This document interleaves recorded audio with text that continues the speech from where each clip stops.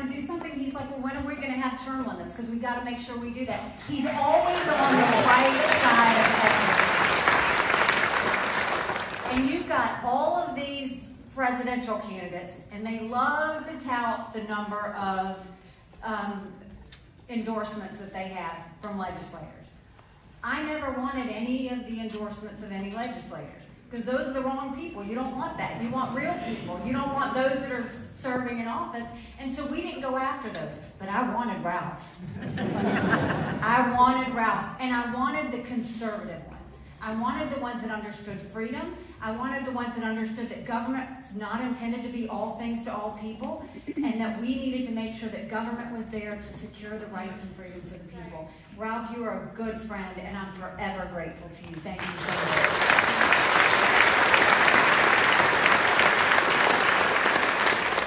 So it's great to be here in Lancaster County. You know, those of you know I was born in rural South Carolina, Bamberg, South Carolina. And for those of you that don't know how I got involved in politics, I grew up my parents started a business out of the living room of our home. I started doing the books for the family business when I was 13.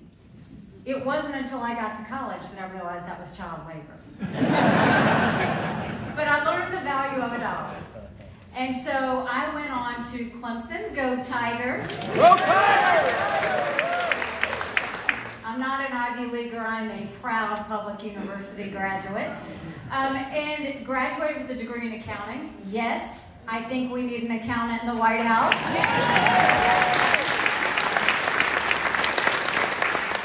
I went on and worked in the corporate world, and then I came back home to the family business. And one day I was sitting with my mom, telling her how hard it was to make a dollar and how easy it was for government to take it. Yeah. And my mom said, quit complaining about it, do something about it. I truly did not know you weren't supposed to run against a 30-year incumbent in a primary. I didn't. Ignorance is bliss. And once I realized he was related to half the district, the only option was to win. So I went around the district and I said, look, we have way too many lawyers at the State House. I think they need a really good accountant. And the district took a chance on me and we won. And then we got to work at the State House. And after, you know, in South Carolina, I don't know if you remember, they would pass a lot of legislation on voice vote. All in favor, say aye. All opposed, nay. The ayes have it. And one day they passed a bill that would give themselves a pay raise. All in favor, say aye. All opposed, nay. The ayes have it. Yet no one, to this day, says they voted themselves a pay raise. I got really upset, and I filed a bill that said anything important enough to be debated on the floor of the House or the Senate, it's important enough for people to know how their legislators voted. And the speaker told me, put the bill away. We don't need to have it. We will decide what the public needs to see and what they don't. And I remember going home to my husband that night saying, if I can't even get legislative votes on the record, what am I doing here? And he said, then fight.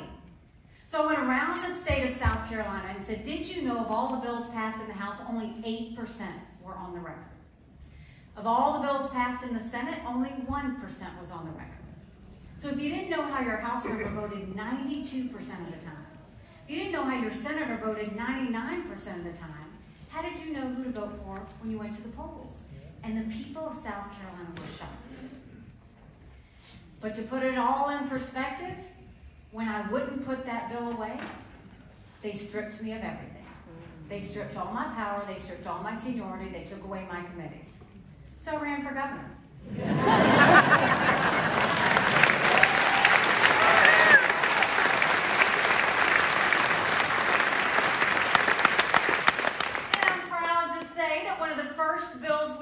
Into law is now in South Carolina. Anything debated on the floor of the House or the Senate requires a legislative vote on the record, and we took it a step further and we did it on every section of the budget as well. And when it was time to sign that bill, I love music, as you can tell. We blasted throughout the State House. Pat Benatar's Hit Me With Your Best Shot.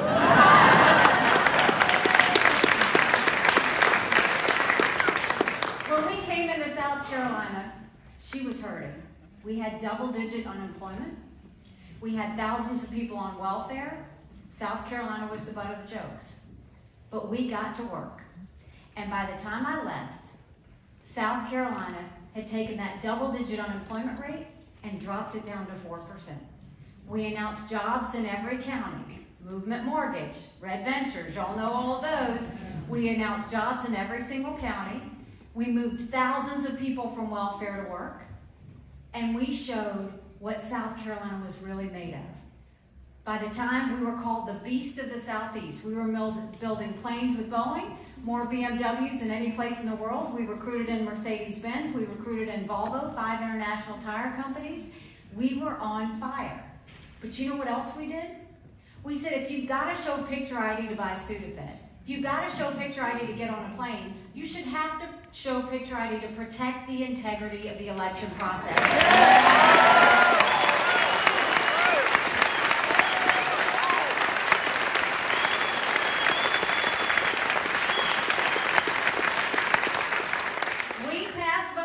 In South Carolina, and they vilified us for it, but now we have more people voting than ever before. The other thing we did is we passed one of the toughest illegal immigration laws in the country. We made sure that every company had to use E-Verify and prove that every person that they were hiring were in this country legally.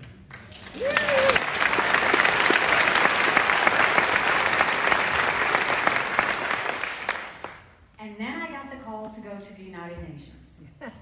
And my honest answer was, I don't even know what the UN does. I just know everybody hates it. Right? But when you get the chance to serve your country, you jump. And so when I got to the UN, I wanted countries to know what America was for and what America was against. I didn't care if they didn't like me, but I wanted them to respect America. And so we pushed hard. We worked to get ourselves out of the Iran deal. I negotiated with China and Russia to pass the largest set of sanctions against a country in a generation with North Korea. And we acknowledged the truth by moving the embassy from Tel Aviv to Jerusalem.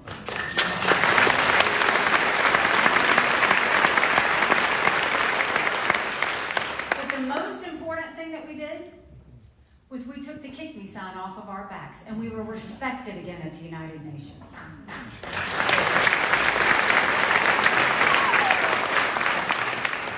On that day when we were condemned from the entire world for moving the embassy from Tel Aviv to Jerusalem, I was proud to issue the American veto. I had some words to say to them and they heard it.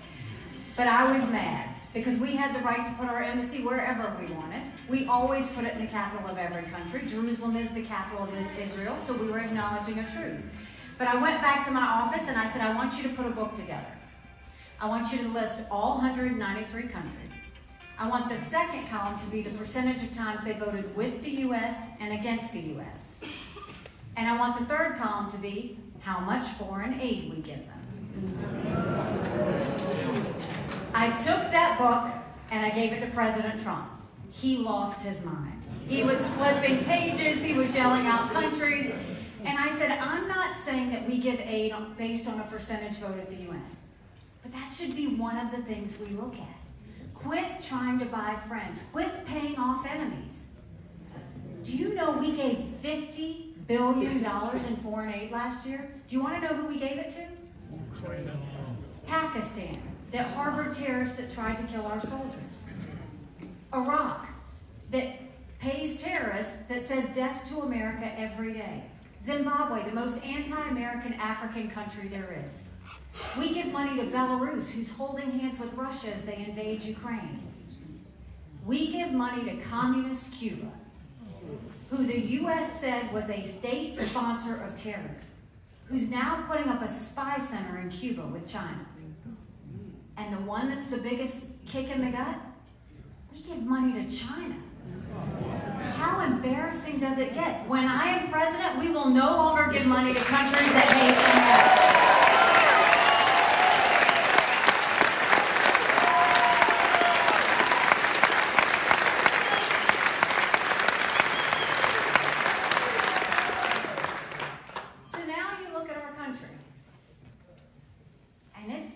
To look at, right? It's hard to find anything good. We are $32 trillion in debt. We're having to borrow money just to make our interest payments. China owns some of that debt. Now, I would love to tell you Biden did that to us, but you heard me say it before. I've always spoken in hard truths to you. as governor, as ambassador, and again, running for office, and I will as president. Our Republicans did that to us too. Yeah. You go look at that $2.2 trillion COVID stimulus bill that they passed with no accountability, that expanded welfare, that gave us 90 million Americans on Medicaid, 42 million Americans on food stamps. And did Republicans try and make it right? Nope. They doubled down and opened up earmarks for the first time in 10 years, pushing through 7,000 of them last December. Want to know how they spent your money? $30 million on an honors college in Vermont, $10 million to tear down a hotel in Alaska, $7.5 million on a courthouse in Colorado, and the list goes on. And the 2024 appropriations budget came out. You're not ready. Republicans put $7.4 billion worth of earmarks and pet projects in that budget.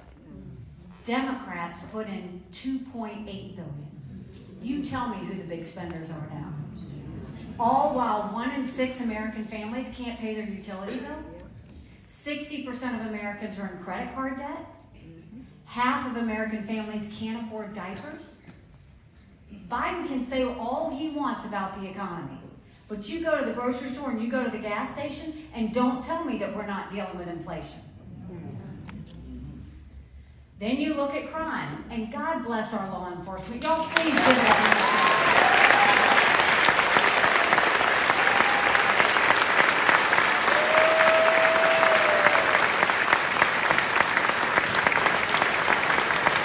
feel the love. We always have to have the backs of our law enforcement. You look across this country and crime is up. People are worried about their children riding their bikes down the street. They're worried about getting carjacked, going to a restaurant. And then you go and you look at what's happened with the border. Now let me tell you, I've been to the border, and I didn't pull a Kamala, go and come back. I went 400 miles down that border. You're not ready for what I saw. Mounds of clothes, mounds of paraphernalia, rape areas where the women and girls had to walk through. When you get up in the morning, you get your coffee and you watch the news. When these ranchers get up in the morning, they get their coffee and they go see if anyone died crossing the fence. They pick up whatever little kids were left behind and turn them over to Border Patrol. I met with multiple sheriffs. They said before 7 a.m. they try and round up whatever illegal immigrants they can. They turn them over to Border Patrol. Border Patrol documents them and releases them until their court date years from now. And when I asked Border Patrol about their jobs, they said, you want to know what we do? We're glorified babysitters. They don't let us do our jobs. 5.5 million illegal immigrants have crossed that border. Wow. We had enough fentanyl cross the border last year that would kill every single American. #1 cause of death for adults 18 to 45, fentanyl. And don't think for a second China doesn't know what they're doing when they send it over. And then you look at education.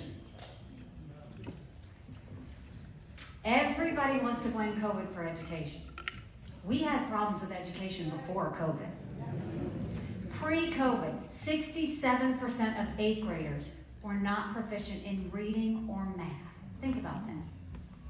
A few weeks ago, it came out over 80% aren't proficient in history or civics.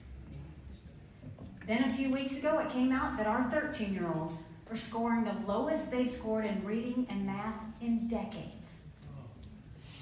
What are we doing to our kids? And then you add a couple of years of lockdowns on it. America's in a world of hurt. So all of that is bad.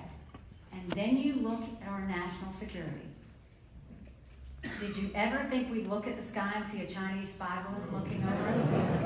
It's a national embarrassment. You've got Russia invading Ukraine, you've got Iran building a bomb, you've got North Korea testing ballistic missiles. But make no mistake, none of that would have happened had we not had that debacle in Afghanistan. My husband served in Afghanistan when I was governor. I don't know if you remember, he deployed for a year.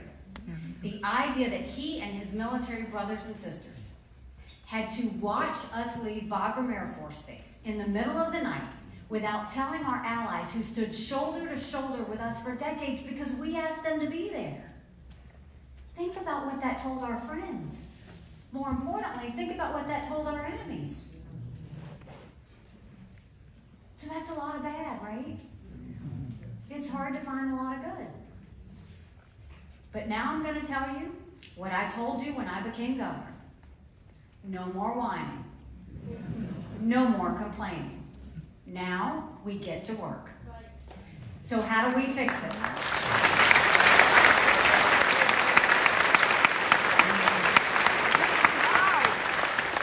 When it comes to our economy, let's claw back the $500 billion of unspent COVID dollars that are out there.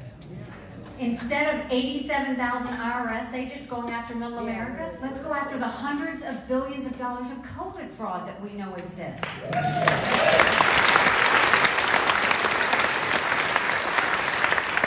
If 8% of our budget is interest, quit borrowing. Stop the spending. You have to balance a budget every day. I had to balance a budget as governor. Why is Congress the only group that refuses to balance a budget?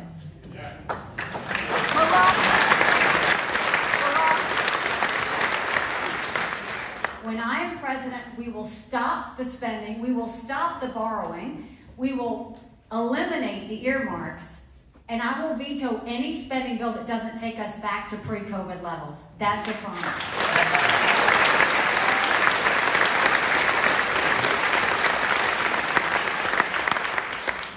Do you know how much fun we're going to have in D.C.? Ralph's going to be leading the charge for me, I know. So that's the spending side of it. When it comes to crime, let's have the backs of our law enforcement.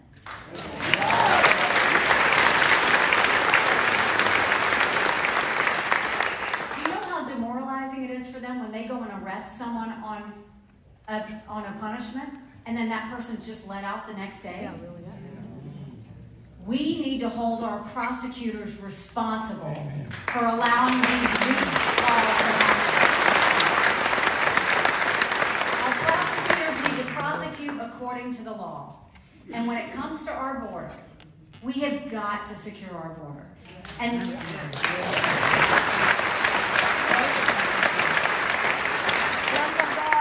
And the way you do that is, first of all, we've got to go back to what we know works. One, you secure a border. Two, you make sure you're not allowing anyone to come in. We will defund sanctuary cities once and for all.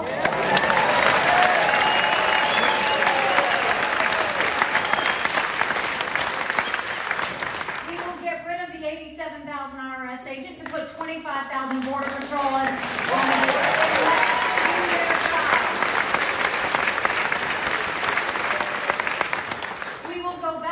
Remain in Mexico policy, because guess what? Nobody wants to remain in Mexico. And instead of catch and release, we will go to catch and deport.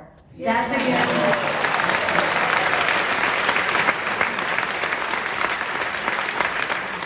When it comes to education, we knew in South Carolina if a child couldn't read by 3rd grade, they were 4 times less likely to graduate high school.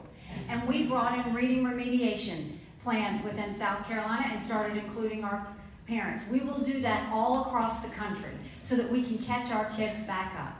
And we will make sure there is full transparency in the classroom. You should never wonder what's being said or taught to your child in the classroom.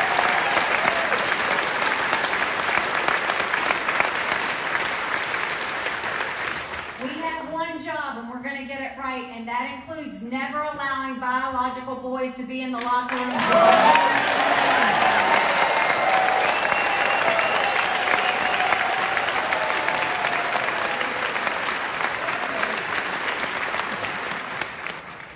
You know, my daughter, where's my daughter, Rena? Oh, there's Rena down there hiding. You know, she ran track in high school. I don't even know how I would have that conversation with her. How do we get our girls comfortable with biological boys in the locker room? Really? You can't. You can't. We're supposed to remember that we need to raise strong girls, because strong girls become strong women, and strong women become strong leaders.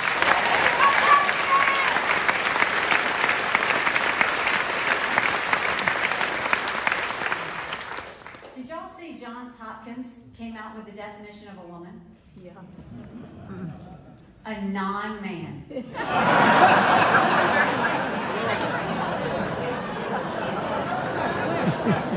Ladies, that should infuriate every single one of you. Don't erase everything we've done. So we need to take care of our girls. When it comes to education, we have one job. Parents have one job. They need to decide which school their kids go to, not government.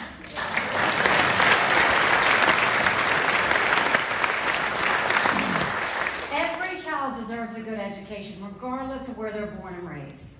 And then let's start building things in America like we did in South Carolina. Let's put vocational classes back in our high schools.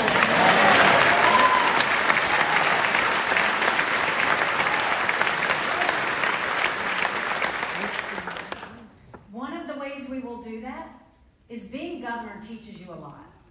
And what I'll tell you is, the first thing I'm going to do is exactly what I did when I became governor. I changed the head of every agency. I went in and sent people into each agency to pull down regulations, pull down red tape, and get rid of problem children.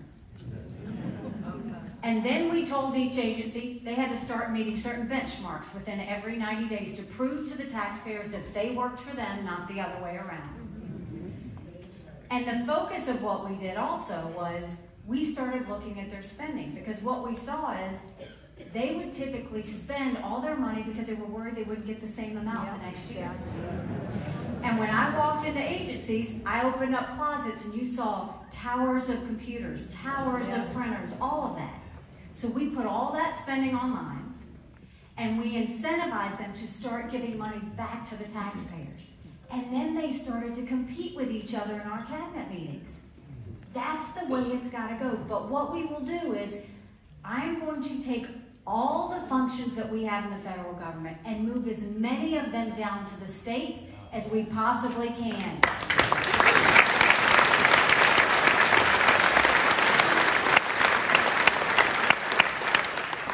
Think healthcare, think welfare, think education. You move all of those down to the states. When I talked to you just now about vocational classes in South Carolina would be completely different than vocational classes in California or in Texas or anywhere else. When you allow it to go to the states, then they can best allow the taxpayers to decide how to spend it.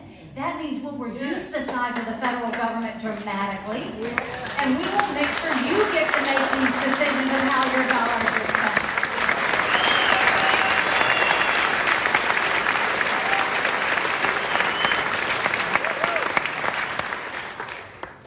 And now I want to talk to you about national security.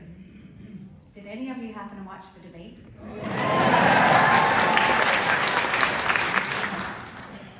You know, bless his heart.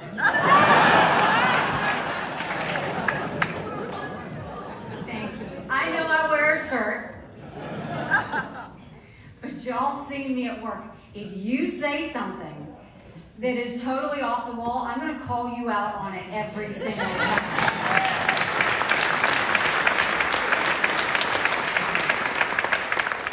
The number one national security threat we have is China. And the problem is, we've had Republican presidents and Democrat presidents for too long think that if we were nice to China, they'd want to be like us. China's never wanted to be like us. They want to be communist. We have to change the way we deal with them. But when everybody thinks China has been planning war with America for years. And that's not me being dramatic. Look at how much they've already infiltrated our country. They have bought up 400,000 acres of farmland, most recently near Grand Forks Air Force Base. To our farmers, you know, food security is national security. We can never forget that. Secondly, the idea that they're most recently near Grand Forks Air Force Base, where our most sensitive drone technology is. They're infiltrating millions of dollars into our universities, stealing our research, and spreading Chinese propaganda. They're using Chinese front companies to lobby members of Congress. They've basically gone out and said they're going to continue to steal $600 billion worth of intellectual property. 90% of our law enforcement drones are Chinese. So you think you got upset about a Chinese spy balloon? Just imagine all these mini spy balloons all over our country. Batteries. They now have Chinese police centers. There's a list of technology that we never want China to have because it builds up their military and it threatens America. Last year, Joe Biden approved 70% of those requests. That's being naive. And then you want to talk about the military? China's been building up their military for years. They now have the largest naval fleet in the world. They have 350 ships. They're going to have 400 ships in 2 years. We won't even have 350 ships in 2 decades. They have 2 million people in their military. We have 1.4 million people in our military. They have become a big leader when it comes to nuclear, space, intellectual property. We're still sitting behind. They started to develop hypersonic missiles. We've barely gotten started.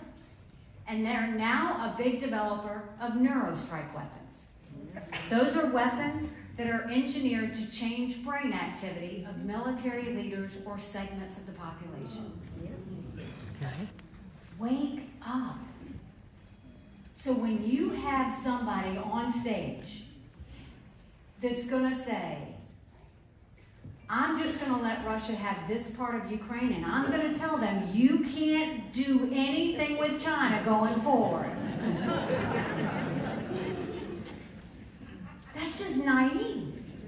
It's completely naive. And the other thing that bothers me is it is completely narcissistic to think that America doesn't need friends. We do need friends. We do need allies. We should never stop doing that. And his idea of breaking the partnership with Israel,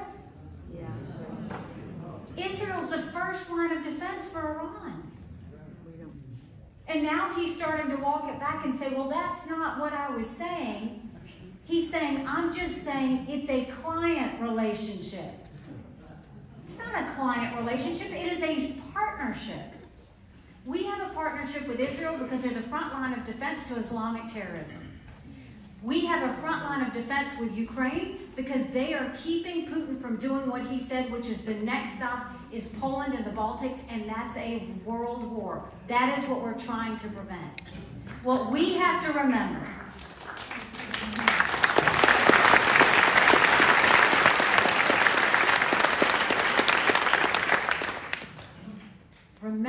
dictators always tell us what they're going to do. Prior to the Olympics, do you remember? Putin and President Xi held hands and named themselves unlimited partners. Then Russia invaded Ukraine. When dictators say something, listen to them. China said they were going to take Hong Kong, they did. Russia said they were going to move into Ukraine, we watched it. China said Taiwan is next, we better believe them. Russia said after Ukraine, it's Poland and the Baltics, and that is a war. We have to always remember a win for Russia is a win for China, and we can never let that axis of evil gather any more momentum than it already has.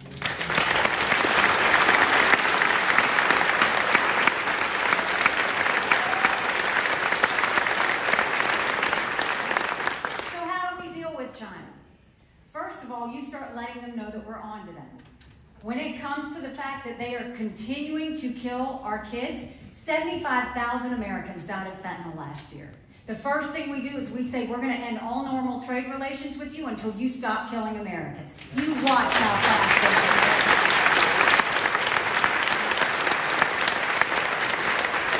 it. We're going to go to our universities and we're going to say, you either take U.S. money or Chinese money, but the days of taking both are over. We will get that Chinese infiltration out of our state.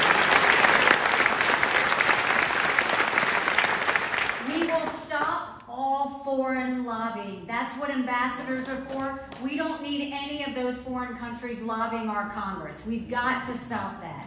And then we will make sure that that list of technology, we do a complete blacklist. No longer will we let China have any technology that's going to hurt America. And let's strengthen our military.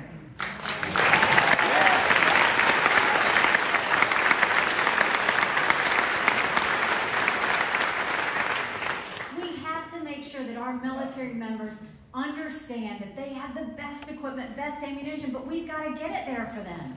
The Department of Defense has got too much bureaucracy. We've got to pull down the bureaucracy. We've got to pull down the red tape. We've got to make sure that their mission is clear again. And that mission does not include gender pronoun classes for our military.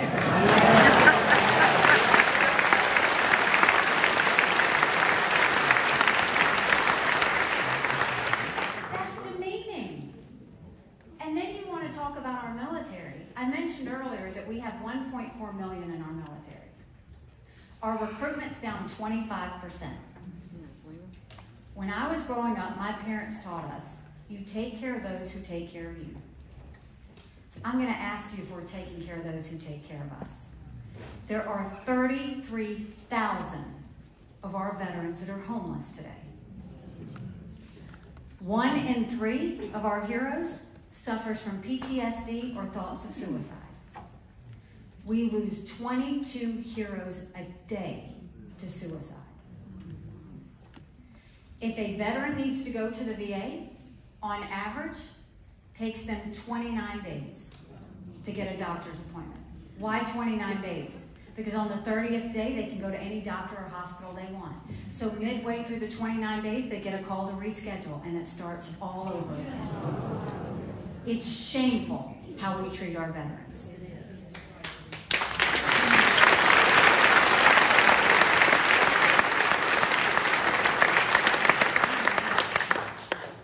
When Michael deployed to Afghanistan, the TV cameras love to see the hugs. They love to see us reunite, and it's a special day. It's a blessing.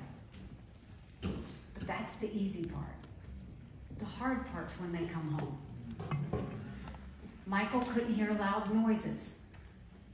He couldn't be in crowds. Life had passed him by and gone on without him for the year that he was gone. We can't just love our military when they're gone. We have to love them when they're home, too.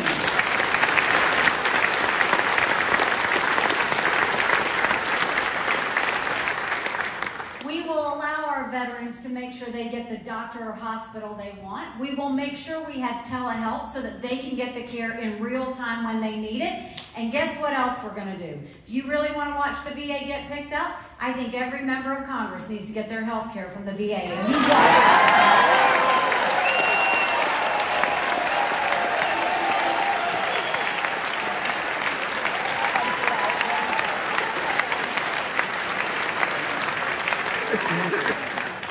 It's going to be the fastest reform you've ever seen. So look, we have the solutions. We know what we need to do to get the job done. We just have to do it. But in order to do that, the first thing we've got to do is we've got to end the national self-loathing that has taken over our country. The idea that they say America's bad, or that America's rotten, or that it's racist. And I want to stop there for a second. Because I know we had a hateful shooting in Jacksonville over the weekend. And I'm not going to lie to you, it takes me back to a dark place. There's no place for hate in America.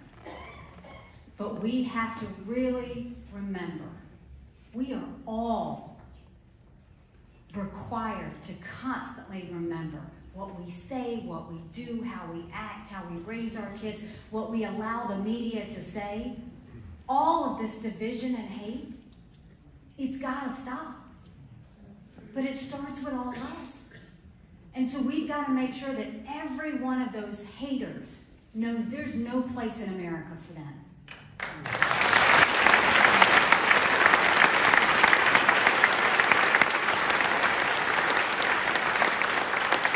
But don't fall into the narrative that this is a racist country. It was only 60 years ago today that Martin Luther King gave that speech. Look at how far we have come. Our goal should be to make today better than yesterday, to always try and figure out how we can make America better. You elected me the first female minority governor in America. America's not a racist country. We're blessed. Our kids need to know to love America.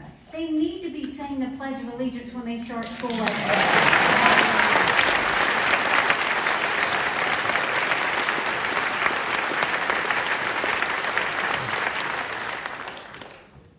For those of you that watched the debate, you heard me say this, but it bears repeating. Several weeks ago, I dropped my husband Michael off at 4 a.m. for another year-long deployment. Every American should witness what I saw. Watching him and 230 soldiers pick up their 2 duffel bags of belongings to load a bus to go to a country they've never been, all in the name of protecting America. They're willing to sacrifice their lives and their families because they still believe in this amazing experiment that is America. So if they're willing to fight for us there, shouldn't we be willing to fight for America here?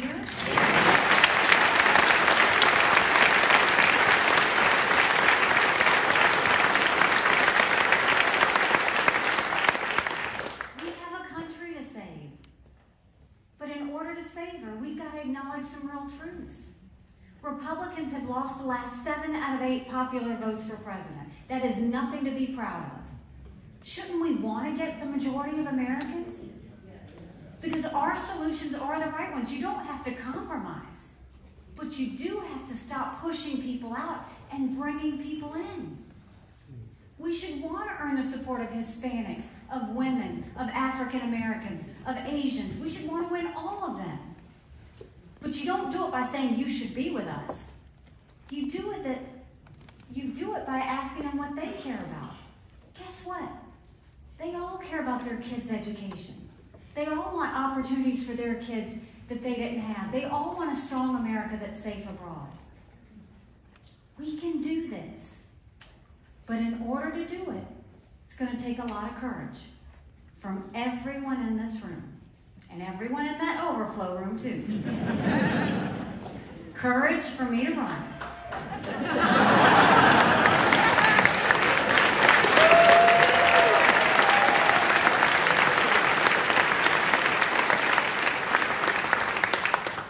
It's going to take courage from everybody. Courage for me to run. And courage for every one of you to know, don't complain about what you get in a general election if you don't play in this primary. It matters.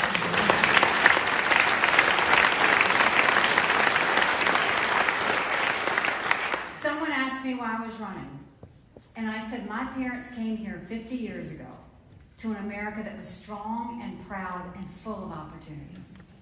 I want them to know that country again. I'm doing this for Michael and his military brothers and sisters. They need to know their sacrifice matters and that we do love our country. I'm doing this for my daughter, Raina, who just got married.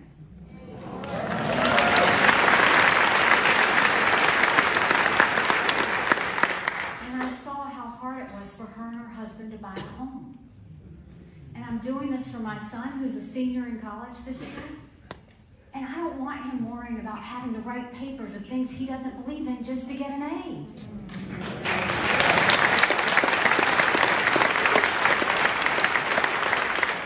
That's not us. That's not America. And now, for the first time, 78% of Americans don't think their kids are going to have as good of a life as we did. We can't be okay with that. I'm not okay with that. We have a country to save. But I'll tell you this. I said it when I ran as a legislator. I said it when I ran to earn your support as governor. If you like what I have to say, go tell 10 people. Go tell them to go to NikkiHaley.com. Go tell them to volunteer. Go tell them to give $5, $10, $25. Go tell them to pitch in. If you don't like what I've had to say today, just don't say anything and don't tell anyone you were here. We're going to do this. You saw us fight in the debate. We're just getting started. Thank you, South Carolina. Thank you.